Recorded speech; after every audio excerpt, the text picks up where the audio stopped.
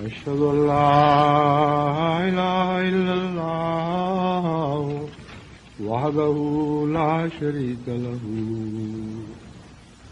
وأشهد أن محمدا عبده ورسوله أما بعد فأعوذ بالله من الشيطان الرجيم بسم الله الرحمن الرحيم الحمد لله رب العالمين الرحمن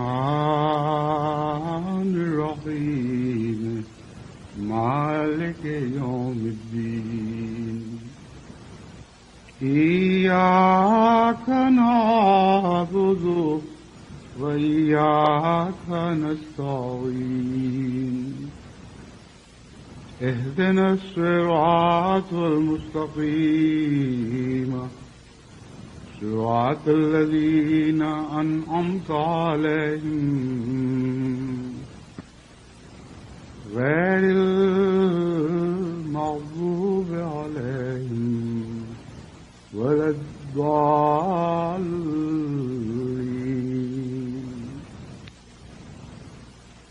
خلیج کی جنگ جس کا آغاز 16 جنوری کو ہوا،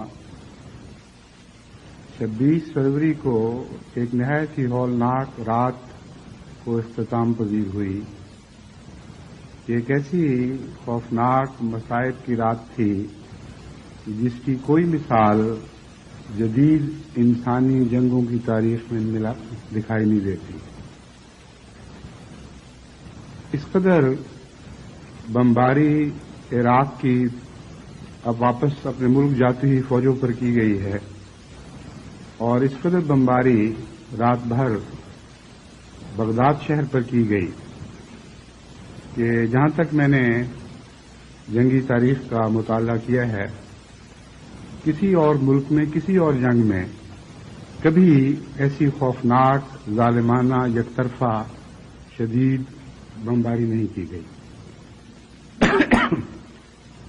جو فوجیں کویت چھوڑ کر واپس بصرہ کی طرف جا رہی تھیں، ان کے متعلق مبصرین کا کہنا ہے کہ اس طرح انہیں بمباری کا نشانہ بنایا گیا ہے کہ ساری سڑک کویت سے بصرہ تک لاشوں سے اٹی پڑی تھی، اور ٹوٹے بکھرے ہوئے ان کے گاڑیوں کے، موٹروں کے، بکسر بند گاڑیوں کے اور دوسری کئی قسم کی ٹرانسپورٹ کی قسموں کے پرزے ہر طرف بکھرے پڑے تھے، اور ایسا خوفناک تباہی کا منظر تھا کہ جسے انسان برداشت نہیں کر سکتا۔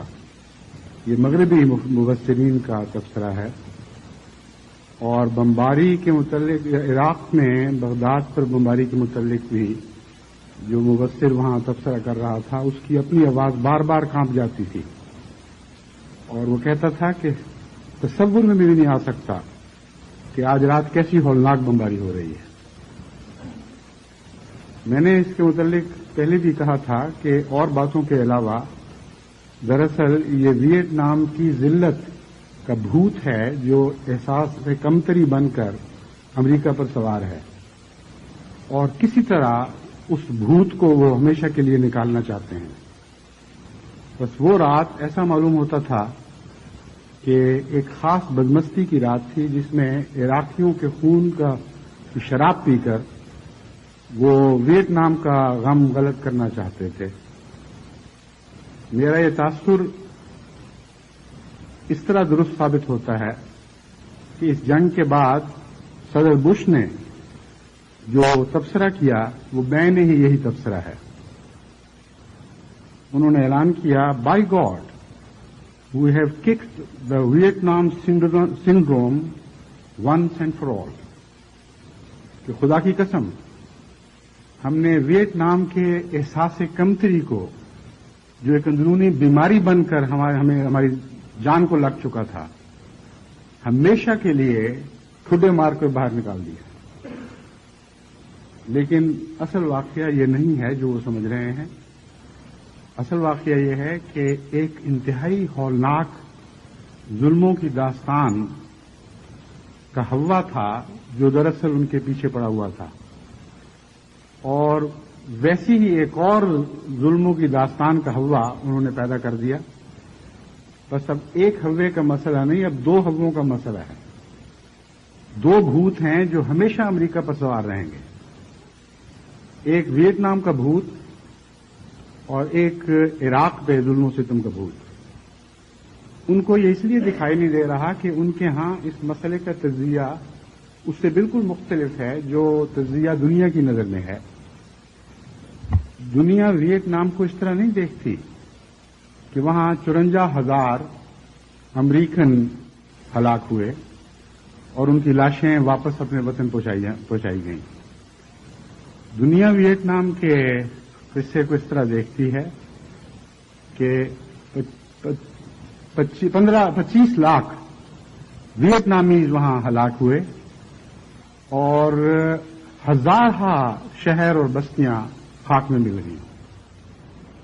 تو زاویے کی نظر سے مختلف صورتیں دکھائی دے رہی ہیں، مختلف مناظر دکھائی دے رہے ہیں. بس جس ویتنام سے وہ بھاگ رہے ہیں، وہ بھاگنا چاہتے ہیں، وہ اپنے خیال میں ایسے ویتنام سے بھاگے جہاں 54,000 امریکن موت کے گھاٹ اتارے گئے. اس کے مقابل پر عراق میں ان کا کوئی بھی نقصان نہیں ہوا. لیکن امر واقعہ یہ ہے کہ تاریخ اس نظر سے نہیں دیکھتی. تاریخ نے ویتنام کو ہمیشہ اس نظر سے دیکھا ہے اور ہمیشہ اسی نظر سے دیکھتی رہے گی کہ امریکن قوم نے اس جدید زمانے میں تہذیب کا لبادہ اوڑھ کر ناحق ایک نہایت کمزور اور غریب ملک پر حملہ کیا اور 8.5 سال تک ان پر مظالم برساتے رہے. ایسے ایسے خوفناک بم برسائے گئے کہ دیہات کے دیہات، علاقوں کے علاقے بنجر ہو گئے. بس ویتنام کے یاد کو وہ کبھی بھلا نہیں سکتے کیونکہ دنیا ان کو بھلانے نہیں دے گی. اور اب اس پر عراق کے ظلم و ستم کا اضافہ ہو چکا ہے. مسٹر ٹام کنگ جو برٹش گورنمنٹ کے سیکرٹری آف ڈیفنس ہیں، انہوں نے پارلیمنٹ میں اس بربادی کا خلاصہ ان الفاظ میں بیان کیا ہے کہ ہم نے اس مختصر عرصے میں عراق کے 3,000 قصبات کو خاک میں ملا دیا ہے. اب آپ اندازہ کریں کہ جہاں یہ دعوے کیے جاتے تھے کہ عراق کے مظلوموں کو ہم ایک ظالم اور شفاق کے چنگل سے نکالنے کی خاطر یہ جنگ کر رہے ہیں، وہاں 3,000 عراقی قصبوں اور شہروں کو تہ خاک کر دیا ہے. اور باقی جو تفصیلات جو ہیں اس کے ذکر کی ضرورت نہیں کہ کتنے ان کے سپاہی مارے گئے یا دوسری قسم کے ہتھیاروں کا نقصان ہوا. لیکن 3,000 شہروں کا اس تھوڑے سے عرصے میں مٹی میں مل جانا یہ ایک ایسا واقعہ ہے کہ تاریخ میں کبھی اس تھوڑے سے عرصے میں کسی قوم پر ایسی آفات نہیں توڑی گئی جتنی عراق پر ان ظالموں نے توڑی ہیں. اور اس کے باوجود فتح کے شادیانے بجا رہے ہیں. حیرت ہے، ذلت اور رسوائی کی حد ہے. یہ ایسی بات ہے جیسے کہ امریکن بچے کی لڑائی جاپان کے انوکی سے کروا دی جائے اور وہ اس کو مار مار کے ہلاک کر دے اور پھر نعرے لگائے کہ دیکھو جاپان کو امریکہ پر فتح حاصل ہو گئی. 30 قومیں اکٹھی ہوئی، دنیا کی تمام طاقتوں نے مل کر عراق کے خلاف ایکا کیا ہوا اور ہر قسم کے جدید ہتھیاروں میں ہر میدان میں سبقت تھی، ہر میدان میں بالادستی تھی. اور جیسا کہ میں نے پہلے بیان کیا تھا، ان کے ہاتھ پاؤں کاٹ کر، دانت نکال کر، پنجے کاٹ کر کہنا چاہیے جس طرح جانور کے پنجے کاٹے جاتے ہیں، پھر ان کو مارا گیا ہے اور اس پر اب فخر کیا جا رہا ہے کہ اس کتنی عبرت ناک تصویر ہے. بہرحال یہ باتیں تو ماضی کا حصہ بن چکی ہیں.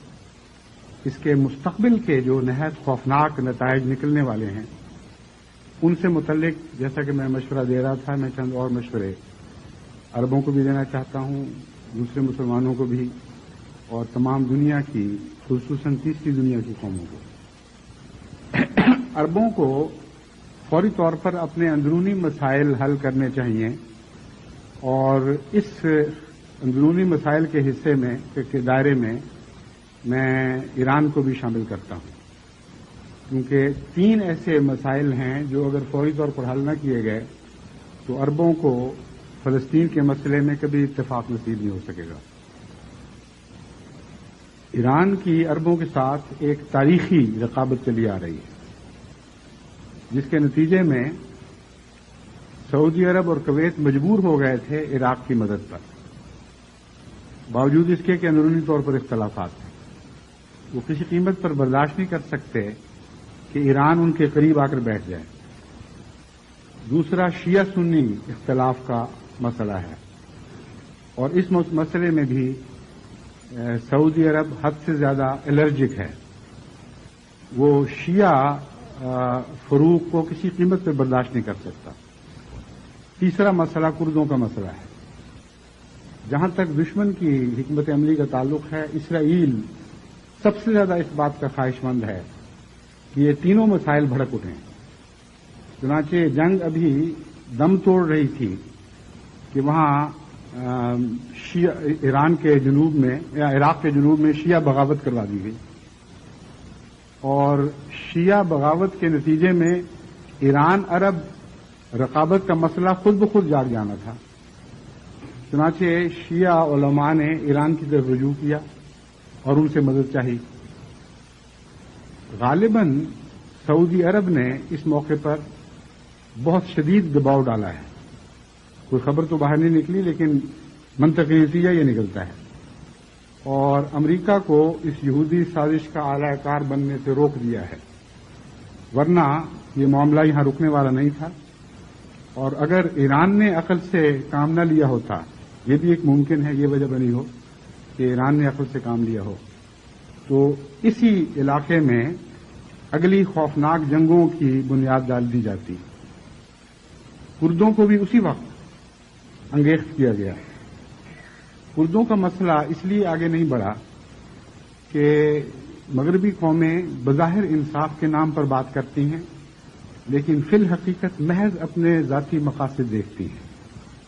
اس موقع پر کردوں کا مسئلہ چھیڑنا ان کے مفاد میں نہیں تھا۔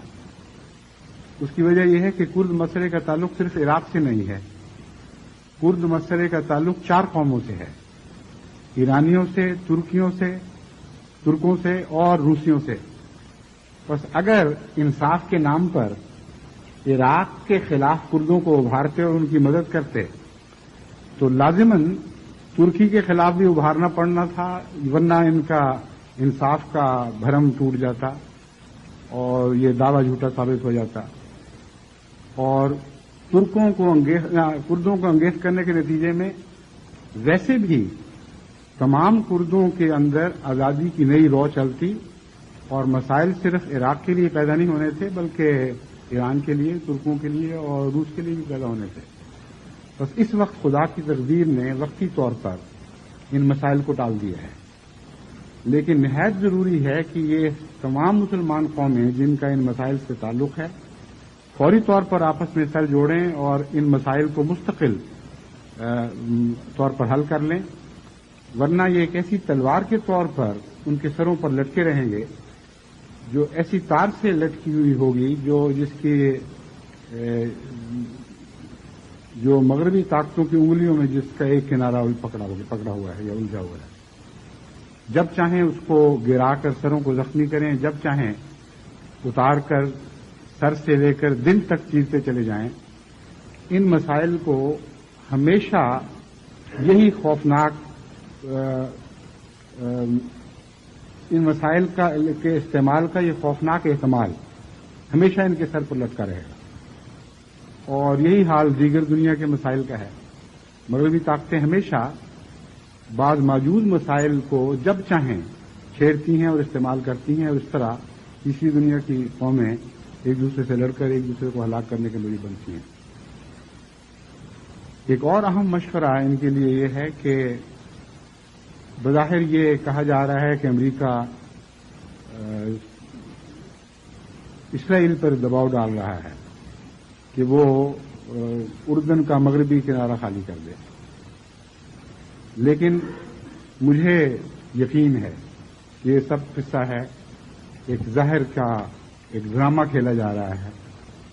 اگر امریکہ مخلص ہوتا اس بات میں کہ اسرائیل اردن کا مغربی کنارہ خالی کر دے تو صدام کش کی یہ پہلے دن کی پیشکش قبول کر لیتا، ان دونوں مسائل کو ایک دوسرے سے باندھ لو، میں کویت خالی کرتا ہوں، تم اسرائیل سے ان کے مقبوضہ علاقے خالی کرا لو، خون کا ایک قطرہ بہے بغیر یہ سارے مسائل حل ہو جانے تھے۔ پھر اس تیزی سے اسرائیل وہاں آبادیاں کر رہا ہے، اور جو روپیہ اسرائیل کو اس وقت دیا گیا ہے مغربی طاقتوں کی طرف سے، اس روپے کا اکثر استعمال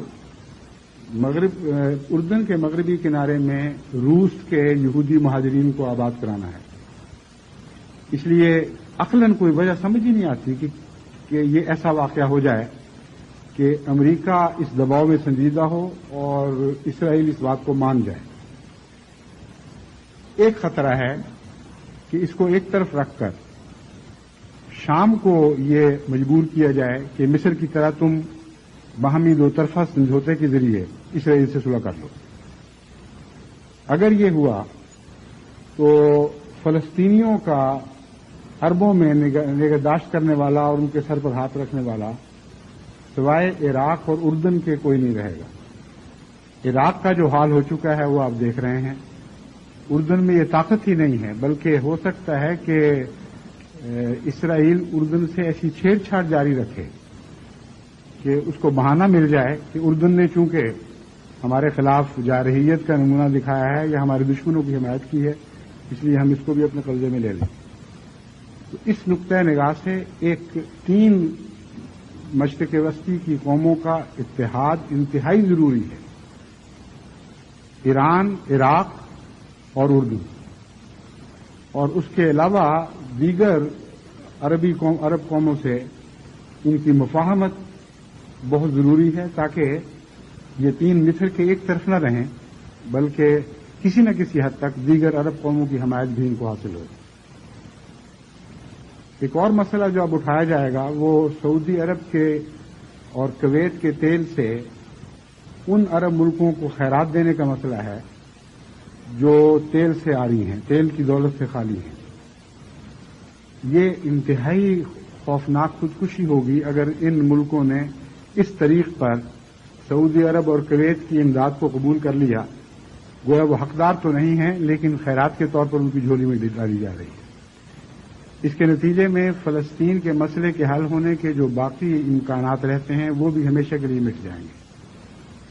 اس لیے اس مسئلے پر عربوں کو یہ موقف اختیار کرنا چاہیے کہ عربوں کو خدا تعالیٰ نے جو تیل کی دولت دی ہے وہ سب کی مشترک دولت ہے، اور ایسا فارمولہ طے کرنا چاہیے کہ اس مشترک دولت کی حفاظت بھی مشترک طور پر ہو اور اس کی تقسیم بھی منصفانہ ہو۔ البتہ جن ملکوں میں یہ دولت دریافت ہوئی ہے ان کو 1/5 حصہ، جیسا کہ اسلامی قانون ہے خزائن کے متعلق، 1/5 یا فقہا کے نزدیک اختلافات ہوں گے، کچھ نہ کچھ حصہ زائد دے دیا جائے، مگر مشترکہ دولت کے اصول کو منوانا ضروری ہے اور اس پر قائم رہنا ضروری ہے۔ اس کے بعد ان کو جو کچھ ملے گا وہ عزت نفس قربان کر کے نہیں ملے گا بلکہ اپنا حق سمجھتے ہوئے ملے گا۔ اور امر واقعہ یہی ہے کہ سارا عالم عرب ایک عالم تھا جسے مغربی طاقتوں نے توڑا ہے اور اپنے وعدے توڑتے ہوئے توڑا ہے، ورنہ پہلی جنگ عظیم کے بعد واضح قطعی وعدہ تھا انگریزی حکومت کی طرف سے، قطعی وعدہ تھا کہ ہم ایک متحد آزاد عرب کو پیچھے چھوڑ کے جائیں گے۔ بس وہ متحد آزاد عرب کا وعدہ ان کے حق میں ابھی تک پورا نہیں ہوا، جس کا مطلب یہ ہے کہ اس وقت سارے عرب کی دولت مشترکہ دولت تسلیم کر لی گئی تھی، اور اسی اصول کو پکڑ کر اس کو مضبوطی سے تھام لینا چاہیے اور اس گفت و شنید کو ان خطوط پر آگے بڑھانا چاہیے۔ ایک اور اہم بات یہ ہے کہ اس تمام خطے کی ایک اقتصادی दौलत मुश्तरका बननी चाहिए। इससे पहले जो सदर नासिर ने एक अरब का तस्वुर पेश किया था, वो सियासी वहदत का तस्वुर था। जरूरी नहीं हुआ करता कि सियासी वहदत का तस्वुर पहले हो और इक्तिसादी और दूसरी वहदतों का तस्वुर बाद में आए। जब सियासी वहदत के तस्वुर को पहले रखा जाता है तो बाकी वहदतों को बाज़ दफा शदीद नुकसान पहुंचता है। इसलिए यूरोप की कॉमन मार्केट बनाते हुए यहां के बेशऊर लीडरों ने पहले इक्तिसादी ताउन की बात चलाई है और थोड़े थोड़े हिस्सों में इक्तिसादी ताउन के मकासद को हासिल करने के बाद रफ्ता रफ्ता सियासी वहदत की तरफ कदम उठाया है। पैन अरबिज्म की तहरीक जिसका मैंने जिक्र किया है, दरअसल इसका आगाज सदर जमाल नासिर से बहुत पहले जमालुद्दीन अफगानी ने किया था और ये उन्हीं का फलसफा है जिसको अपनाकर बाद में ये तहरीकात आगे बढ़ी। बस जमालुद्दीन अफगानी का ये तस्वुर कि अरब को मुत्तहिद हो जाना चाहिए, बल्कि आलम इस्लाम को मुत्तहिद हो जाना चाहिए, एक ऐसा तस्वुर है जो इस शक्ल में मुसलमान मुल्कों को कबूल हो ही नहीं सकता। कुरान करीम ने तमाम मुसलमानों के एक हुकूमत के अंदर इकट्ठे होने का कहीं कोई तस्वुर पेश किया है। अरब वहदत भी हासिल होना नामुमकिन है अगर इसे मुख्तलिफ कदमों में हासिल करने की कोशिश न की जाए। और सबसे अहम कदम इक्तिसादी वहदत का है जिसमें मुश्तरका लाहे अमल हो, मुश्तरका मंसूबे बनाए जाएं और इस सारे खित्ते को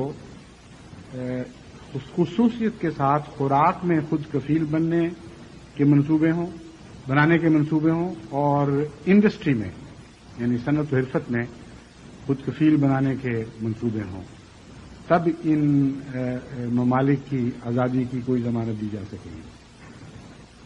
इस ज़िमन में एक और अहम बात यह है कि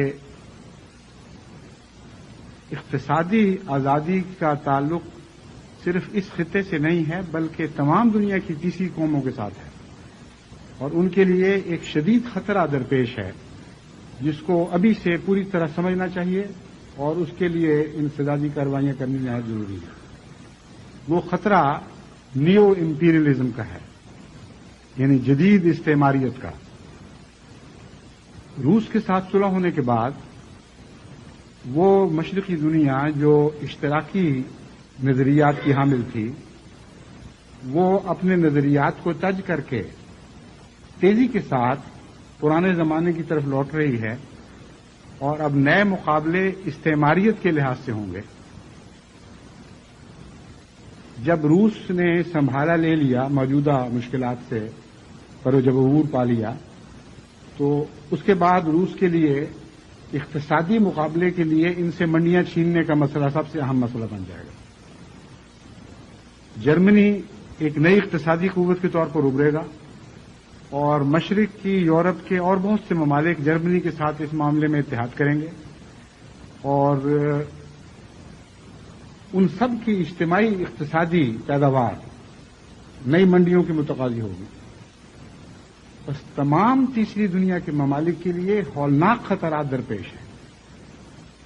यूरोप भी जाग रहा है और अमेरिका भी जाग रहा है और इन सब के इत्तेहादी मकासद तीसरी दुनिया पर इस तारीख पर मुकम्मल इक्तिसादी कब्जा करने के हैं कि जिसके बाद सिर्फ सिसक सिसक कर दम लेने वाली जिंदगी बाकी रह जाएगी। इज्जत के साथ दो वक्त की रोटी खाकर जिंदा रहने का तीसरी दुनिया की कौमों के लिए कोई सवाल बाकी नहीं रहेगा। अभी अफ्रीका के बाद ममालिक हैं जो इस हालत को पहुंच चुके हैं कि जहां उनके लिए सांस लेना भी दूभर हो रहा है। बस इक्तिसादी ताउन की मुख्तलिफ मंडियां बननी जरूरी हैं।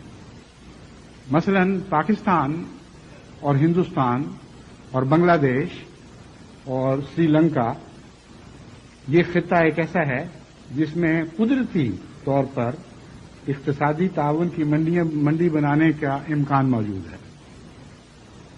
اور یہ تبھی ممکن ہے اگر ان کے اندرونی مسائل حل ہوں.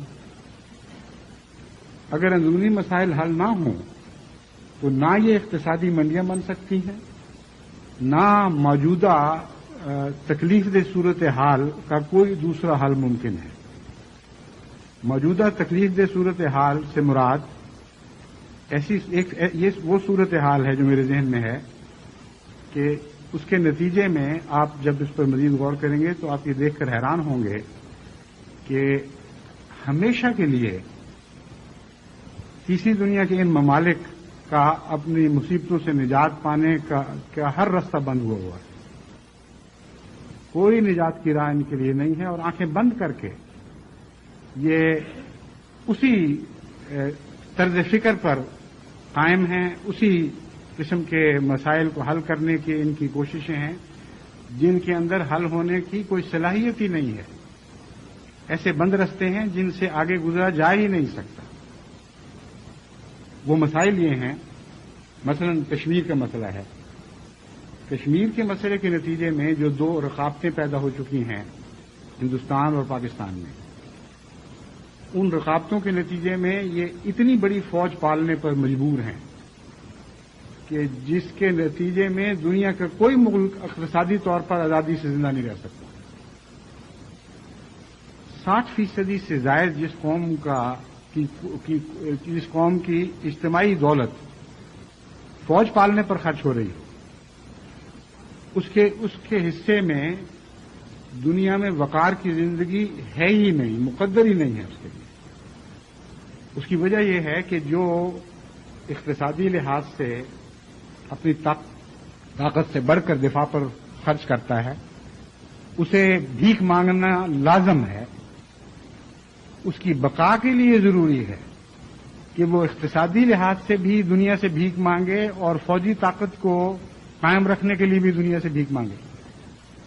بس ہندوستان اور پاکستان کو جو بھکاری بننے کی لعنت نصیب ملی ہوئی ہے، یا اس لعنت میں وہ مبتلا ہیں کہ مشرق مغرب جہاں بھی توفیق ملے وہ ہاتھ پھیلا کر پہنچ جاتے ہیں کہ ہمیں کچھ بھیک دو. یہ اس کی بنیادی وجہ آپس کے اختلافات ہیں. آخری تجزیے میں اس کے سوا کوئی صورت نہیں بنتی. بس مسئلہ کشمیر اور دیگر اس قسم کے مسائل کو حل کرنے کے نتیجے میں ان علاقوں میں انقلاب برپا ہو سکتا ہے. اور اس کے علاوہ کچھ اور بھی چیزیں ہیں جن پر عمل درآمد ضروری ہے، صرف ہندوستان اور پاکستان کے لیے نہیں، باقی مشرقی دنیا کے لیے بھی، خواہ وہ ایشیا کی ہو یا افریقہ کی ہو. اسی طرح جنوبی امریکہ میں بھی ایسے ہی مسائل ہیں. ہر جگہ یہی مصیبت ہے کہ علاقائی اختلافات کے نتیجے میں عدم اطمینان ہے، عدم اعتماد ہے، اور ہر جگہ تیسری دنیا کے غریب ملک اپنی خود حفاظتی کے لیے اتنا زیادہ خرچ کر رہے ہیں کہ امیر ملک اس کا 10واں حصہ بھی نہیں کر رہا ہے. جن کو توفیق ہے وہ تو 3% سے 4% کی بات کرتے ہیں، 4 سے 5 کی، اور جب 7% خرچ پہنچ جائے تو اس پر خوفناک بحثیں شروع ہو جاتی ہیں کہ اتنا زیادہ دفاع پر خرچ ہو رہا ہے، ہم برداشت نہیں کر سکتے. اور غریب ملکوں کی عیاشی دیکھیں کہ 60-60، 70-70% خرچ کر رہے ہیں، اور اس کے باوجود یہ کافی نہیں سمجھا جاتا. چنانچہ فوجی امداد مانگی جاتی ہے. اقتصادی امداد نے ان کو بھکاری بنا دیا، اور بھکاری بننے کے بعد ان کی اقتصادی حالت سدھر سکتی ہی نہیں. ہر ملک کا یہی حال، کیونکہ جس شخص کو جھوٹے معیار زندگی کے ساتھ چمٹ جانے کی عادت پڑ گئی ہو، جس شخص کو اپنے جھوٹے معیار زندگی کو بھیک مانگ کر قائم رکھنے کی عادت پڑ چکی ہو، وہ نفسیاتی لحاظ سے اس قابل ہو ہی نہیں سکتا کہ اقتصادی طور پر اس میں خود اعتمادی پیدا ہو اور وہ خود کوشش کر کے اپنے حالات کو بہتر کرے. بالکل یہی حال قوموں کا ہوا کرتا ہے. آپ نے کبھی مانگنے والے انسانوں کو خوشحال نہیں دیکھا ہوگا. مانگنے والے انسان مانگتے ہیں، کھاتے ہیں، پھر بھی برے حال میں رہتے ہیں، ہمیشہ ترستے ہی ان کی زندگیاں گزرتی ہیں. اور وہ لوگ جو قناعت کرتے ہیں وہ اس کے مقابل پر بعض دفعہ نہایت غریبانہ حالت سے ترقی کرتے کرتے بڑے بڑے مالدار بن جاتے ہیں. بس تیسری دنیا کی قوموں کو جو بدقسمتی سے تیسری دنیا کی قومیں بدقسمتی سے ایک اور لعنت کا شکار ہیں، اور وہ ہے قناعت کا فقدان، عزت نفس کا فقدان، ہاتھ پھیلانے کی گندی عادت، اور اس عادت کے نتیجے میں معیار زندگی، اور اگر عدالت میں جائیں بھی تو وہاں ان کی کوئی سنوائی نہیں ہوتی. تو نوکر رکھنے والا اگر ظالم اور شفاق ہو اور اس کو یقین ہو کہ میں جو چاہوں کر لوں گا، تو نوکر کو تو غلام سے بھی زیادہ ذلت نصیب ہوتی ہے. بس ان ممالک کو، ہندوستان، پاکستان، فلپینز وغیرہ، یا جن جن ممالک سے لوگ آتے ہیں، وہاں یہ اکٹھے ہو کر یہ فیصلہ کرنا چاہیے کہ ہم اپنے مزدوروں کی عزت اور وقار کا تحفظ دیں گے، اور اگر ایسا نہیں کریں گے تو پھر ہم ان کو اپنی طاقت سے جیسا بھی ہمارے بس میں ان کو مزے چکھائیں گے. اس طرح توازن پیدا ہو جائیں گے جو میں مشورے دے رہا ہوں، اور توازن کے نتیجے میں امن پیدا ہوتا ہے، کیونکہ توازن ہی عدل کا دوسرا نام ہے.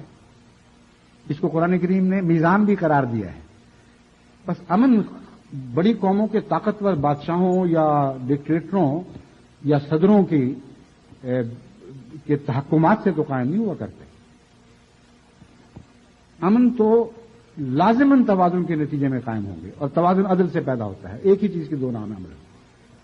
بس تمام عالمی سیاست میں نئے توازن پیدا کرنے کی ضرورت ہے، اور اس عہد کی ضرورت ہے کہ ہماری ہر انجمن، ہمارا ہر اتحاد عدل کی بالادستی کے اصول پر قائم ہوگا. بس یہ جتنی انجمنوں کا میں نے ذکر کیا ہے، ان میں یہ بنیادی شرط ہونی چاہیے کہ ہر شامل ہونے والا ملک یہ عہد کرے کہ میں عدل کی بالادستی کو تسلیم کرتا ہوں، اپنے مفادات کی بالادستی کو تسلیم نہیں کرتا. اور پھر ایسے انتظام ہونے چاہیے کہ عدل کی بالادستی کا واقعی کوئی نہ کوئی ذریعہ پیدا کیا جائے، اور جو نہیں کرتا اس کو ملک اس کو نظام سے الگ کر دیا جائے. موجودہ جو یونائٹڈ نیشنز ہے، اس میں کئی قسم کے اندرونی تضادات بھی ہیں، ان سے فائدہ اٹھانا چاہیے تاکہ نئی انجمنوں میں ایسے تضادات پیدا نہ ہوں. جیسا کہ میں نے پہلے بیان کیا تھا، یہ عجیب ظالمانہ قانون ہے کہ اگر ساری دنیا میں صرف ایک ملک، 5 ملکوں میں سے امریکہ، روس، چین وغیرہ، کسی ملک کے پر ظلم کرنے کا فیصلہ کر لے تو جس کو چاہے اس پر حملہ کروا دے، اس کے لیے عالمی طاقتوں کو جوابی کارروائی کا کوئی حق نہ حاصل نہیں ہو سکتا جب تک یہ ملک، یعنی 5 سیکورٹی کونسل کے پرماننٹ ممبروں میں سے ایک ملک اس بات پر قائم رہتا ہے کہ میں کسی کو اس ملک کے خلاف جوابی کارروائی کی اجازت نہیں دوں گا. اس کا نام ویٹو ہے. یہ فیصلہ آج تک نہیں ہوا کہ یونائٹڈ نیشنز یا سیکورٹی کونسل کی حیثیت کیا ہے. کیا یہ عدلیہ ہے؟ اگر یہ عدلیہ ہے تو پھر وہ بین الاقوامی عدالت کی کیا ضرورت ہے؟ اگر یہ عدلیہ نہیں ہے تو جھگڑوں میں فیصلہ کرتے وقت یہ کیسا فیصلہ کر سکتے ہیں؟ اگر عدلیہ نہیں ہے مثلا تو اس فیصلے کو بزور نافذ کرنے کا بھی ان کو اختیار نہیں ہو سکتا. اور اگر عدلیہ ہے تو ان کے عدل کا اثر کہاں کہاں تک جائے گا؟ وہ قومیں جو ان کی ممبر نہیں ہیں ان پر بھی پڑے گا کہ نہیں؟ یہ ایک اور سوال ہے جو اس کے نتیجے میں اٹھتا ہے.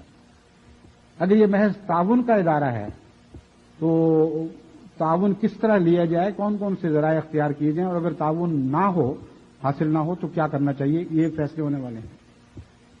لیکن سب سے اہم بات یہ ہے کہ اگر یہ عدلیہ ہے اور اگر عدلیہ کی کوئی طاقت نہیں ہے تو پھر زبردستی کوئی فیصلہ نافذ ہو ہی نہیں سکتا. یہ بنیادی انسانی اصولوں کے خلاف بات ہے. اگر عدلیہ ہے تو یہ سوال اٹھے گا کہ ایک ایسا غریب ملک جس کی حمایت میں نہ امریکہ ہو، نہ روس ہو، نہ چین ہو، نہ فرانس ہو، نہ برطانیہ ہو، اس کے حق میں اگر اقوام متحدہ کوئی بڑا فیصلہ کر دیتی ہے، یعنی 2/3 کی اکثریت سے فیصلہ کر دیتی ہے کہ یہ مظلوم ملک ہے، اس کی حمایت ہونی چاہیے، تو اس فیصلے کو نافذ کیسے کریں گے؟ وہ کیسی عدلیہ ہے جسے نافذ ہونے والی قوتوں کا تعاون، فیصلوں کو نافذ کرنے والی قوتوں کا تعاون نصیب نہ ہو اور تعاون حاصل کرنے کا قطعی ذریعہ نہ ہو؟ اس کی تو ویسی مثال ہے جیسے ایک دفعہ جب ریڈ انڈینز نے امریکہ کے ریڈ انڈینز نے امریکہ کی حکومت کے خلاف وہاں کی عدالت عالیہ میں اپیل کی. قضیہ یہ تھا کہ ریڈ انڈینز نے یہ مسئلہ وہاں کی سپریم کورٹ کے سامنے رکھا کہ بار بار امریکہ کی حکومت نے ہم سے معاہدے کیے اور بار بار ان کی خلاف ورزی کی، بار بار ہمیں جھوٹے تحفظات دیے اور بار بار وہ علاقے جن کے متعلق قطعی طور پر تحریری معاہدے تھے کہ یہ ہمارے ہو چکے، اب مزید ان میں دخل نہیں دیا جائے گا، دخل دے کر ہم سے خالی کرائے گئے اور ہمیں دھکیلتے دھکیلتے ایک ایسی حالت میں لے گئے ہیں کہ جہاں ہماری اب بقا ممکن نہیں رہی. اب سوال زندہ رہنے یا نہ زندہ رہنے کا ہو گیا. اس پر امریکہ کی سپریم کورٹ نے ان کے حق میں فیصلہ دے دیا. انہوں نے کہا کہ بالکل صحیح شکایت ہے، یہ ان تمام معاملات میں جو ہمارے سامنے رکھے گئے ہیں حکومت نے غیر منصفانہ طریقے اختیار کیا ہے اور ریڈ انڈینز کا حق ہے کہ پرانے سب فیصلوں کو منسوخ کر کے ان کے حقوق بحال کیے جائیں. جب یہ فیصلہ ہوا تو امریکہ کے صدر نے کہا کہ عدالت عالیہ کا فیصلہ سر آنکھوں پر، اب عدالت عالیہ کو چاہیے کہ اس کو نافذ بھی کر دے. بالکل وہی حیثیت آج یونائیٹڈ نیشنز کی ہے. ایک ملک بھی اگر چاہے ان پانچوں میں سے جن کو پرماننٹ ممبرز کہا جاتا ہے کہ فیصلہ نافذ نہیں ہوگا تو نہیں ہو سکتا. عجیب انصاف کا ادارہ ہے جس کے خلاف بڑی طاقتیں سر جوڑ لیں اور ظلم پر اکٹھی ہو جائیں، وہاں ہر چیز نافذ ہو جائے گی. جہاں یہ فیصلہ ہو کہ نافذ نہیں ہونے دینا، وہاں کوئی دنیا کا ملک الگ الگ یا سارے مل کر بھی کوشش کریں تو اس کے مقابلے پر ایک ملک کھڑا ہو سکتا ہے اور کہہ سکتا ہے کہ فیصلہ نافذ نہیں ہوگا. اور اگر اتفاق بھی کر جائے، جیسا کہ فلسطین کے مسئلے میں کئی ریزولوشنز میں پانچوں طاقتوں نے اتفاق بھی کر لیا کہ اسرائیل وہ علاقے خالی کر دے، اگر وہ پانچوں اتفاق بھی کر جائیں تب بھی فیصلہ نافذ نہیں ہو سکتا. یہ عجیب قسم کا امن عالم کا ادارہ ہے اور عجیب قسم کی یونائیٹڈ نیشن ہے. فیصلے کرنے کا اختیار ہے، فیصلے نافذ کرنے کا اختیار نہیں. فیصلے نافذ کرنے کا اختیار بڑی طاقتوں کا ہے اور بڑی طاقتوں کے مرہون منت تمام دنیا کی قومیں بنی ہوئی ہیں. یہ ادارہ زندہ رہنے کے لائق نہیں ہے. یہ غلامی کو جاری رکھنے کا ادارہ ہے، غلامی کے تحفظات کا ادارہ ہے، آزادی کے تحفظات کا ادارہ نہیں. اس لیے اگر آج تیسری دنیا کی قوموں نے اس ادارے کے خلاف علم بغاوت بلند نہ کیا، یا ان یہ کہنا چاہیے کہ ان کو انصاف کے نام پر تعاون پر مجبور نہ کیا اور اپنے قوانین بدلنے پر مجبور نہ کیا، تو دنیا کی قومیں آزاد نہیں ہو سکیں گی. اور یہ ادارہ مزید خطرات لے کر دنیا کے سامنے آئے گا اور اسے بار بار بعض خوفناک مقاصد کو حاصل کرنے کے لیے استعمال کیا جائے گا. اس کی تفصیل میں اس وقت جانے کی ضرورت نہیں. اب میں آخری بات آپ کے سامنے یہ رکھنا چاہتا ہوں کہ اسرائیل کو بھی میں آج مخاطب ہو کے ایک مشورہ دے رہا ہوں. عام طور پر مسلمانوں میں یہ تاثر پایا جاتا ہے کہ اسرائیل کا قیام مغرب کی سازش کے نتیجے میں، اسرائیل کی چلاکیوں کے نتیجے میں ہوا ہے. یہ اپنی جگہ درست ہے، لیکن اگر خدا کی تقدیر یہ نہ چاہتی تو ایسا کبھی نہیں ہو سکتا. اس تقدیر کو سمجھنے کی ضرورت ہے، کس تقدیر نے آج اسرائیل کا مسئلہ کھڑا کیا ہے، اور اسی تقدیر کی طرف رجوع کرنے کی ضرورت ہے کہ اس مسئلے کا کیا حل ہے. بس میں قرآن اور حدیث پر بنا رکھتے ہوئے اس مسئلے کو آج آپ کے سامنے کھولنا چاہتا ہوں اور اسرائیل کو مشورہ دینا چاہتا ہوں، کیونکہ آج امن عالم کا انحصار اسرائیل پر ہے اور اسرائیل کے فیصلوں پر ہے، اور یہی ہمیں قرآن کریم سے معلوم ہوتا ہے. قرآن کریم میں سورہ اسراء، جسے بنی اسرائیل بھی کہا جاتا ہے، اس میں اس مسئلے پر چند آیات ہیں جو میں آپ کے سامنے رکھتا ہوں. آیت نمبر 5، یعنی اگر بسم اللہ کو شمار کریں تو 5 ورنہ 4 فرماتی ہے، وَقَضَيْنَا إِلَىٰ بَنِي إِسْرَائِيلَ فِي الْكِتَابِ لَتُفْسِدُنَّ فِي الْأَرْضِ مَرَّتَيْنِ وَلَتَعْلُنَّ عُلُوًّا كَبِيرًا، کہ ہم نے بنی اسرائیل کے لیے یہ مقدر کر دیا تھا کتاب میں، یعنی غالباً زبور مراد ہے، یا تقدیر کی کتاب ہو سکتی ہے. بہرحال ہم نے کتاب میں اسرائیل کے ضمن میں یہ تقدیر بنا دی تھی، یہ فیصلہ کر دیا تھا کہ لَتُفْسِدُنَّ فِي الْأَرْضِ مَرَّتَيْنِ، کہ تم یقیناً 2 دفعہ زمین میں فساد برپا کرو گے، وَلَتَعْلُنَّ عُلُوًّا كَبِيرًا، اور بہت بڑی بغاوتیں کرو گے. دوسری آیت، اگلی آیت فرماتی ہے 6، فَإِذَا جَاءَ وَعْدُ أُولَاهُمَا بَعَثْنَا عَلَيْكُمْ عِبَادًا لَنَا أُولِي بَأْسٍ شَدِيدٍ فَجَاسُوا خِلَالَ الدِّيَارِ وَكَانَ وَعْدًا مَفْعُولًا، کہ جب پہلا وعدہ پورا ہونے کا وقت آیا ہم نے تم پر ایسے بندے مبعوث فرما دیے جو بہت شدید جنگ کرنے والے بندے تھے. ہمارے بندے ایسے تھے جو نہایت سخت جنگجو تھے، وہ تمہارے گھروں کے بیچ میں گھس گئے. وَكَانَ وَعْدًا مَفْعُولًا، اور خدا کا یہ وعدہ پورا ہونا ہی تھا، اس وعدے کو کوئی ٹال نہیں سکتا تھا کہ پہلی بغاوت تم کرو اور تمہیں سزا ملے، اور وہ سزا دے دی گئی. ثُمَّ رَدَدْنَا لَكُمُ الْكَرَّةَ عَلَيْهِمْ وَأَمْدَدْنَاكُمْ بِأَمْوَالٍ وَبَنِينَ وَجَعَلْنَاكُمْ أَكْثَرَ نَفِيرًا، پھر ہم نے دوبارہ تمہیں ان پر ایک فوق طاقت عطا کر دی، غلبہ عطا فرما دیا، اور ہم نے تمہاری مدد کی کسی ذریعے سے، اموال کے ذریعے سے بھی اور اولاد کے ذریعے سے بھی، اور پھر تمہیں بڑھاتے ہوئے ہم ایک بڑی طاقت بنا گئے. ہم نے تمہیں بڑھاتے ہوئے ایک بڑی طاقت بنا دیا.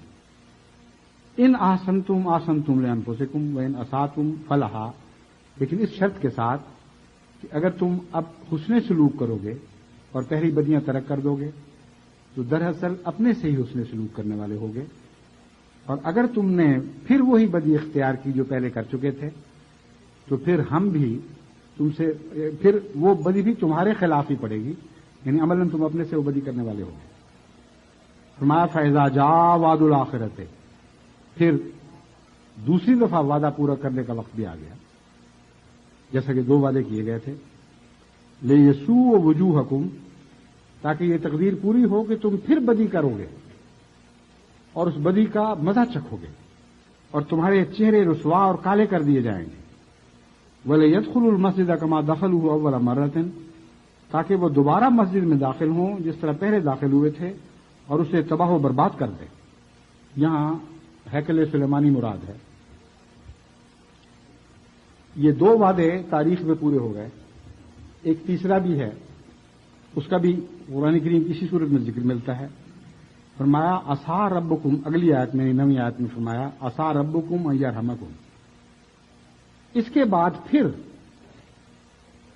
جب خدا چاہے گا اور اگر خدا نے چاہا، بلکہ عسیٰ کا مطلب ہے ہو سکتا ہے، ممکن ہے کہ خدا یہ چاہے ان یرحمکم، کہ ایک دفعہ پھر تم پر رحم فرمائے. لیکن یاد رکھنا جب تم پر رحم کیا جائے گا تو اس بات کو نہ بلانا وَإِنْ عُدْتُمْ عُدْنَا، اگر تم نے پھر ان سب بدیوں کا اعادہ کیا اور تکرار کی، ہم بھی ضرور ان سزاؤں کا اعادہ کریں گے جن کے 2 دفعہ تم ماضی میں مزے چکھ چکے ہو. وَجَعَلْنَا جَهَنَّمَ لِلْكَافِرِينَ حَصِيرًا، اس کے بعد معلوم ہوتا ہے کہ دنیا میں پھر اور کوئی 30 حرکت ان کی طرف سے نہیں ہوگی، کیونکہ پھر جہنم کا ذکر ہے. اس کے بعد دنیا کے معاملات طے اور ختم، پھر آخری فیصلہ قیامت کے بعد ہوگا اور جہنم کے ذریعے سزا دی جائے گی. اس تیسرے وعدے، پہلے 2 وعدوں کے متعلق موضوع سے مختصراً بتا دوں کس طرح پورے ہوئے.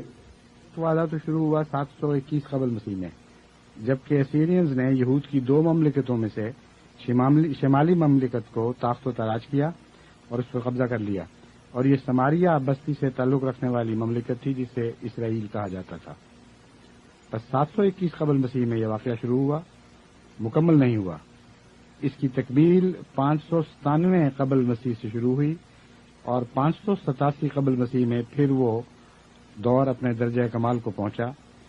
یعنی وہ طاقت جس کو توڑنے کا آغاز اسیرین سے ہوا تھا، 124 سال کے بعد دوسرا سلسلہ شروع ہوا، اور اس دفعہ بابلیوں میں سے نبوکدنضر نے یہودیوں کی بقیہ مملکت پر، جسے جودیا کہا جاتا تھا یا جودا بھی کہتے ہیں، جس میں یروشلم دارالخلافہ ہے، اس پر حملہ کیا بس یاد رکھیں کہ پہلا حملہ اس وعدے کے مطابق اسرائیل کو یعنی یہودیوں کی سلطنت کو ارض کنعان میں توڑنے کے لیے 721 قبل مسیح میں ہوا اور اسیرین نے اس کا آغاز کیا، اور اس کی تکمیل کے لیے دوسرا سلسلہ نبوکدنضر نے 597 قبل مسیح میں شروع کیا اور 587 قبل مسیح میں مکمل کیا۔ دونوں دفعہ یہود کی طاقت کو شدید ضربیں لگائی گئیں، لیکن دوسری دفعہ اسے عملاً بالکل ملیا میٹ اور نصف و نابود کر دیا گیا۔ بے شمار یہودیوں کو قیدی بنا کر نبوکدنضر ساتھ لے گیا، اور اس میں حضرت حزقیل بھی ساتھ تھے۔ اور حضرت حزقیل کی کتاب سے پتہ چلتا ہے کہ یہ سزا جو یہود کی ملی تھی، یہ اس لیے ملی تھی کہ ان کے بیان کے ان کی کتاب میں جو الہی محاورہ ہے وہ یہ ہے کہ ان دو بستیوں کی مثال دو کسبی عورتوں کی طرح ہو گئی تھی، جو اپنا جسم بیچتی ہیں اور بے حیائی میں حد سے بڑھتی چلی جاتی ہیں اور غیروں کا اپنا دوست بناتی ہیں اور خدا سے دوستی توڑ رہی ہیں۔ بہت ہی خوفناک نقشہ کھینچا گیا ہے، اور فرمایا کہ پھر جیسی سزا مقدر تھی خدا نے ان سے پھر تعلق توڑ لیا اور کہا اے کسبی عورتوں جس کی تم ہو اسی کی ہو رہو۔ چنانچہ واقعتاً نبوکدنضر نے ان کسبیوں کو اٹھا کر اپنے وطن سے جدا کر دیا اور ہیکل سلیمانی کی اینٹ سے اینٹ بجا دی۔ اس کے بعد 551 یا 53 میں اس کے لگ بھگ حضرت حزقیل نبی کی کوششوں سے ایک اہل فارس کے ساتھ تعلقات کا سلسلہ شروع ہوا تھا، اور ہاروت ماروت کا جو ذکر قرآن کریم میں ملتا ہے یہ وہی زمانہ ہے۔ اس کے نتیجے میں ان سے انہوں نے مدد حاصل کی، اگرچہ یہ انقلاب بعد میں آیا لیکن یہ حضرت حزقیل کے زمانے میں ہی شروع ہوا تھا۔ چنانچہ نبوکدنضر کے دوسرے شدید حملے کے 48 سال بعد، یعنی اس حملے کے 48 سال بعد جس میں اس نے یروشلم کی بستی اور فلسطین کو کلیتاً تباہ و برباد کر دیا تھا، اہل فارس کی مدد سے یہود کو دوبارہ ارض مقدس پر غلبہ نصیب ہوا، اور یہ واقعہ 539 قبل مسیح کا ہے۔ بادشاہ کی مدد سے یہود کو واپس یروشلم میں لے جا کر آباد کر دیا گیا، اور اس کے بعد ان کو پھر کئی سو سال تک وہاں رہنے کی توفیق ملی، اور جیسا کہ بعض دوسری کتب میں پیشگوئی کے رنگ میں یہ درج ہے کہ یہ دونوں شہر دوبارہ قصبی ہو جائیں گے اور دوبارہ گندگی اختیار کریں گے اور پھر ان کو سزا ملے گی۔ بس قرآن کریم نے جو نقشہ کھینچا ہے کہ مقدر تھا کہ 2 دفعہ تم زمین میں فساد کرو اور 2 دفعہ تم بغاوت کرو، بین ہی اسی طرح ہوا ہے۔ پہلے فساد برپا کیا، اس کے بعد دوسری قومیں آئیں، پھر انہوں نے ان کے خلاف بغاوت کی اور بغاوت کے بعد کچھ لے گئے ہیں۔ چنانچہ دوسری دفعہ کے بعد جب سزا کا سلسلہ شروع ہوا تو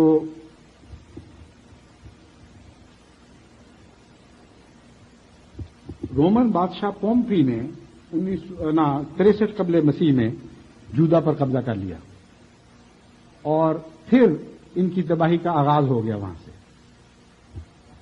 لیکن اس کے باوجود یہ تباہی مکمل نہیں ہوئی 132 بعد مسیح تک۔ 132 بعد مسیح میں ہیڈرین جو بہت بڑا ایک رومن ایمپرر ہے، جس کے متعلق کہا جاتا ہے کہ رومن بادشاہوں کی تاریخ میں غیر معمولی مقام رکھتا ہے، یہ وہی بادشاہ ہے جس کی سلطنت انگلستان سے لے کر افریقہ تک اور پھر دریائے فرات تک پھیلی ہوئی تھی، اور انگلستان بھی اس کو آنے کا موقع ملا۔ یہاں شمال میں ایک دیوار ہے جس کا دیوار چین بنائی گئی ہے، یہ کوئی بعض کہتے ہیں 80 میل، بعض کہتے ہیں 74-76 میل۔ یہ ایک بہت بڑی دیوار ہے جو آج تک قائم ہے، یہ اسی ہیڈرین بادشاہ نے بنائی تھی۔ بس جب فلسطین نے وہاں یہودیوں نے دوبارہ بغاوت کی تو اس بغاوت کو کچلنے کے لیے ہیڈرین بادشاہ نے اپنے اس جرنیل کو واپس بلا لیا جو انگلستان پر حکومت کرتا تھا، اور اسی نے غالباً یہاں اپنا تسلط جمائے رکھا تھا، بہت قابل جرنیل تھا۔ اس کو بلا کر یہود کو کچلنے کے لیے بھجوا دیا۔ 597 میں یہ واقعہ 597 تو پہلا تھا، 132 کے لگ بھگ 100% تاریخ دان متفق نہیں ہے، کہتے ہیں 132 سے لے کے 133-34 تک یہ معاملہ مکمل ہو گیا تھا. اس نے ایسا خوفناک ان کو مزہ چکھایا ہے بغاوت کا کہ مورخین کہتے ہیں کہ 5 لاکھ یہودیوں کو تحت تیغ کیا وہاں. اور پہلے تو مجھے خیال ہے کہ ہو نہیں سکتا، یہ غلطی ہوگی، لیکن جب میں نے قرآن کریم کی پہلی پیشگوئی کو پڑھا تو اس میں تھا کہ ہم تمہیں بہت اولاد دیں گے اور بہت برکت دیں گے تمہارے نفوس میں. اس سے معلوم ہوتا ہے کہ یہ بالکل درست تاریخی واقعہ ہے. واقعتاً اس زمانے کے لحاظ سے 5 لاکھ کے قریب یہودی وہاں ہلاک کیے گئے اور مسجد کو دوبارہ نیست و نابود کر دیا گیا. بس 2 دفعہ ہیکل سلیمانی تعمیر ہوا اور 2 دفعہ برباد ہوا. یہ سب کچھ جب ہو چکا تو اس کے بعد اللہ تعالیٰ فرماتا ہے عسیٰ ربکم ان یرحمکم وَإِنْ عُدْتُمْ عُدْنَا وَجَعَلْنَا جَهَنَّمَ لِلْكَافِرِينَ حَصِيرًا. ابھی بھی خدا تعالیٰ کو ہو سکتا ہے تم پر رحم آ جائے. یعنی یہ 2 ہلاکتیں پوری ہو گئیں، 2 پیشگوئیاں ختم ہوئیں اپنے وقت پہ پوری ہو کر. لیکن عسیٰ ربکم ان یرحمکم یہ کب ہونا ہے اور کس طرح ہونا ہے، اس کے متعلق اسی سورت کے آخر پر یہ آیت ہے جو حضرت صلی اللہ علیہ وسلم کے زمانے سے کے مضمون سے تعلق رکھنے والی آیت ہے اور اسی مضمون میں گھری ہوئی آیت ہے، جس کا مطلب ہے کہ یہ رحم کا واقعہ دور آخر میں حضرت محمد رسول اللہ علیہ وسلم کے زمانے میں آپ کی امت کے وقت میں ہونا تھا. انہوں نے فرمایا وَقُلْنَا مِن بَعْدِهِ لِبَنِي إِسْرَائِيلَ اسْكُنُوا الْأَرْضَ فَإِذَا جَاءَ وَعْدُ الْآخِرَةِ جِئْنَا بِكُمْ لَفِيفًا. کہ جب وہ وعدہ آخرہ آئے گا جبکہ ساری دنیا سے تمہیں اکٹھا کر کے دوبارہ اس زمین پر لے کے آنا ہے، تو اس وقت خدا کی تقدیر ایسا انتظام کرے گی اور تم سب لوگوں کو اکٹھا کیا جائے گا. یہ واقعہ پہلی دفعہ ہوا ہے. گزشتہ تاریخوں میں یہود بار بار فلسطین پر بستے رہے، لیکن ایک دفعہ بھی ایسا نہیں ہوا کہ ڈایاسپورا یعنی جو سارا علاقہ جہاں یہود منتشر ہوئے تھے ان تمام علاقوں سے دوبارہ اکٹھے کیے گئے ہوں. یہ تاریخ عالم کا پہلا واقعہ ہے. بس دیکھیں قرآن کریم کی پیشگوئیاں کس صفائی اور کس حیرت انگیز شان کے ساتھ پوری ہوئی ہیں اور آئندہ پوری ہوں گی. بس یہود کو میں بتانا چاہتا ہوں کہ ان پیشگوئیوں سے معلوم ہوتا ہے کہ خدا کی تقدیر نے تم پر رحم کھاتے ہوئے اور نازی جرمنی میں جو تم پر مظالم کی حد ہو گئی ہے ان کے نتیجے میں یہ فیصلہ کیا کہ بہت ہو چکی، شاید اب تم نے سبق سیکھ لیے ہوں، تمہیں معاف کر دیا گیا اور تمہیں دوبارہ ایک وہاں غلبہ عطا کیا گیا. اس غلبے کو توڑنے کی مسلمان قوت و حکومتوں کو طاقت نہیں ہوگی، کیونکہ احادیث سے پتہ چلتا ہے کہ ایک فتنہ اٹھے گا جو عراق، شام اور عراق کے درمیان سے اس چھوٹے سے سمندر سے نکلے گا، سمندر کے راستے سے، اور اس کا سارا پانی پی جائے گا، جو اسرائیل میں واقع ہے. اس کا نام مجھے اس وقت بحیرہ طبریہ نام ہے اس کا، جس کا حدیث میں ذکر ہے. یہ اسرائیل کے علاقے میں ایک چھوٹا سا سمندر ہے جس میں سے دریائے جارڈن ہو کے گزرتا ہے. فرمایا کہ وہاں بہت بڑا لشکر ہے جمع ہوگا اور وہ رجوع کرے گا، نکلے گا، اور بہت بڑی طاقت ہے جو یلغار کرے گی. بس اگر اسرائیل نے پچھلی 2 تاریخی ہلاکتوں سے سبق حاصل نہ کیا، تلخ تجربوں سے سبق حاصل نہ کیا، تو تمام دنیا کے امن کو درم برم کرنے کے لیے اسرائیل سے فتنہ اٹھے گا، اور یہ مقدر ہے، اس کو دنیا کی کوئی طاقت بدل نہیں سکتی. پھر اللہ تعالیٰ فرماتا ہے کہ ہم اسے تباہ کریں گے اور ہم ایسا انتظام کریں گے کہ وہ ساری طاقتیں جو ان کی ممد اور مددگار ہیں ان کے ٹکڑے اڑا دیں اور ان کو عبرت کا نشان بنا دیں. آخری پیغام اس حدیث میں یہ ہے کہ خدا تعالیٰ ان کے گلوں میں ایسی گٹھلیاں نکالے گا اور ایسی بیماریاں پیدا کرے گا جس کے ساتھ وہ بڑی ہولناک طریق پر بڑے وسیع پیمانے پر ہلاک ہوں گے. اور یہ وہی بیماری ہے ایڈ جس کا میں نے ذکر کیا تھا. حدیث میں اس کی تفصیل ملتی ہے.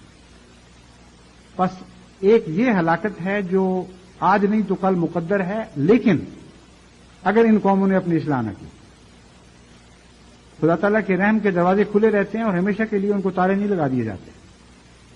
بس میں بڑی ہمدردی کے ساتھ اور صدق دل سے یہود کو اور مغربی طاقتوں کو یہ مشورہ دیتا ہوں کہ یہ خدا کی تقدیر کے فیصلے ہیں جو میں نے آج آپ کو پڑھ کے سنائے ہیں. ان کا ماضی بتا رہا ہے کہ ان کا مستقبل یقینی ہے، کیونکہ جن باتوں کا ماضی سے تعلق ہے وہ بین ہی اسی طرح ہو چکی ہے، اور جن کا مستقبل سے تعلق تھا ان کا نصف بین ہی اسی طرح پورا ہو چکا ہے. بس باقی آنے والی باتیں بھی وہی ہیں جو لکھی جا چکی ہیں، اور اس تحریر کو دنیا میں کوئی بدل نہیں سکتا. بس اگر تم چاہتے ہو کہ دنیا میں ایک لمبا امن کا دور چلے تو سب سے زیادہ ضرورت اسرائیل کو ہے کہ اپنے رویے میں تبدیلی پیدا کرے، ظلم اور سفاکی کے ساتھ تاریخی رابطے توڑ لے، اور جیسا کہ قرآن کریم نے نصیحت فرمائی ہے احسان کا سلوک شروع کرے. اگر اسرائیل احسان کا سلوک شروع کرے اور مسلمانوں سے تعلقات کی بنا احسان پر ڈالے اور باقی دنیا سے بھی احسان پر تعلقات کی بنا ڈالے، تو میں آپ کو یقین دلاتا ہوں کہ یہ طاقت بہت بڑی عظیم طاقت بن جائے گی جس کا فیض ساری دنیا میں پھیلے گا، اور مسلمان اور یہود مل کر اگلے زمانوں میں سینکڑوں یا ہزاروں سال تک دنیا کے امن کی ضمانت بن جائیں گے. لیکن اگر یہود نے ایسا نہ کیا تو پھر ایک تیسری عالمگیر جنگ کے ذریعے، جیسا کہ میں سمجھتا ہوں، دنیا کے تکبر توڑے جائیں گے اور بہت بڑی بڑی ہلاکتیں ہیں جن کا قوموں کو سامنا کرنا پڑے گا. حدیث سے پتہ چلتا ہے کہ بہت بڑے فیمنز بھی آئیں گے، قحط پڑیں گے، اور بھوک کی مار بھی دنیا پر پڑے گی، بہت تباہیاں آئیں گی. اور ان تباہیوں کے علاوہ آسمان سے ایک بیماری اترے گی جس کا ذکر احادیث میں بھی ملتا ہے، اور جیسا کہ میں نے بیان کیا حضرت مسیح علیہ السلام کے الہامات میں بھی ملتا ہے، اور اس بیماری سے یہ بڑی بڑی قومیں ہلاک کر دی جائیں گی. بس ہم سے مقابلے کی کیا باتیں کرتے ہو؟ ہمیں تو ہمارے خدا نے پہلے ہی بتا دیا کہ تم کمزور ہو. 1400 سال پہلے نصیحت فرما دی تھی محمد رسول اللہ صلی اللہ علیہ وسلم نے کہ خدا نے اتنی بڑی بڑی قومیں نکالنی ہیں آئندہ کہ دنیا میں کسی انسان کو ان کے مقابلے کی طاقت نہیں ہوگی. اس لیے دنیاوی ہتھیاروں سے ان کے مقابلے کی کوشش کا خیال بھی دل میں نہ لانا. یہ مسلم کی کتاب الفتن کی حدیث ہے، ہر مسلمان اس میں مطالعہ کر سکتا ہے، ہر شخص مطالعہ کر سکتا ہے. فرمایا دعا کے ذریعے ہوگا جو کچھ ہوگا. خدا کی تقدیر ان کو مارے گی، اور خدا کی تقدیر یہ فیصلہ اس وقت کرے گی جب یہ طاقتور قومیں دنیا سے بدی کا فیصلہ کریں گی، کیونکہ خدا نے دنیا کو نہتا کر رکھا ہے، مجبور کر رکھا ہے، اور ایک طرفہ طاقتوں کو بدی کا موقع عطا کر دیا ہے. اس لیے لازماً اپنے کمزور بندوں کی حفاظت کی ذمہ داری خدا تعالیٰ پر عائد ہوگی. بس ایک ہی طریق ہے اس آسمانی تائید کو حاصل کرنے کا کہ خدا سے تعلق جوڑا جائے اور جس حد تک ممکن ہو اپنے نفوس کی اصلاح کی جائے. اسلام کے نام پر آئندہ کبھی کوئی بدی اختیار نہ کی جائے. ٹیررزم کا تصور ہی مسلمانوں کی لوگوں سے نکل جانا چاہیے. شرارتیں کرنا اور دوسروں کو دکھ دیکھ کر بعض مسائل کو زندہ رکھنا یہ جاہلانہ باتیں ہیں، ان کا اسلام سے کوئی تعلق نہیں ہے. خود امن میں آ جاؤ، خود اپنے تعلقات کو درست کر لو، غیر قوموں سے اپنے تعلقات کو درست کرو اور صبر کے ساتھ انتظار کرو. پھر دیکھو کہ کس طرح خدا کی تقدیر دنیا کی ہر دوسری قوم کی تقدیر پر غالب آ جائے گی.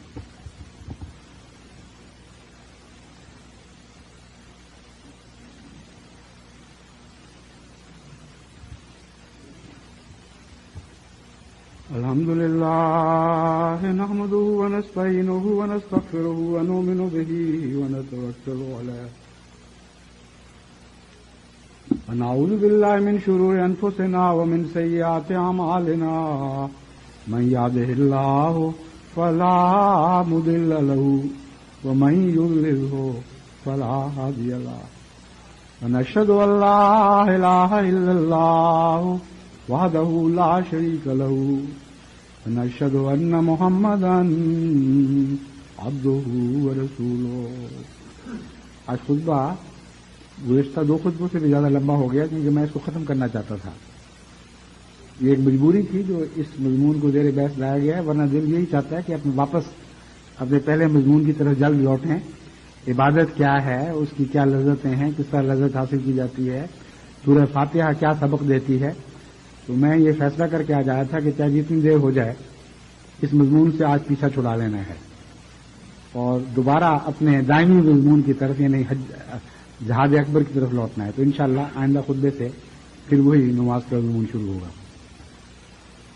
عباد اللہ رحمکم اللہ ان اللہ یامر بالعدل والإحسان وإیتاء ذی القربى وینہی عن الفحشاء والمنکر والبغی یعظکم لعلکم تذکرون